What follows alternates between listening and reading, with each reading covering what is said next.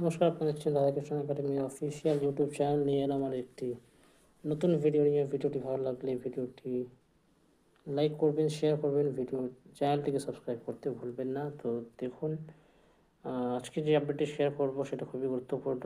আপনারা জানেন যে বর্তমানে 2022-23-এর যে টেট পরীক্ষা রয়েছে তার নিয়োগের প্রক্রিয়া চলছে এবং এই মামলাতে বা এই যে টেট 2022-এর যে টেট তাতে একটি নতুন আপডেট আসছে। সেটা হচ্ছে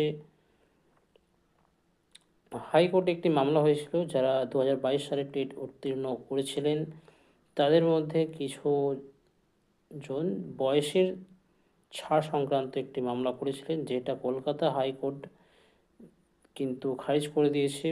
বিশ্বজিৎ বসুর যে বেঞ্চ ছিল সেই বেঞ্চের পক্ষ থেকে এটা জানানো হয় যে কোনোভাবেই বয়স বৃদ্ধি করা সম্ভব নয়। অপর পক্ষের যিনি আইনজীবী ছিলেন তাদের যুক্তি ছিল, যেহেতু 2016-17-তে এই ধরনের একটি মামলা কলকাতা হাইকোর্ট তাদের পক্ষে রায় দিয়েছিল 2016-17-এর পক্ষে। তো সেক্ষেত্রে যেটা কোর্টের বক্তব্য যে 2016-র যে আইন রয়েছে সেই আইনে কিন্তু কোনো রকমের হস্তক্ষেপ করা হবে না এই ক্ষেত্রে। তো তারা কিন্তু এই যে কোনো ধরনের ছাড় আলাদা করে পাচ্ছেন না। তো এই ছিল আজকের আপডেট। পরবর্তী ক্ষেত্রে শিক্ষা জগতে আরও কোনো আপডেট এলে আমরা অবশ্যই শেয়ার করব।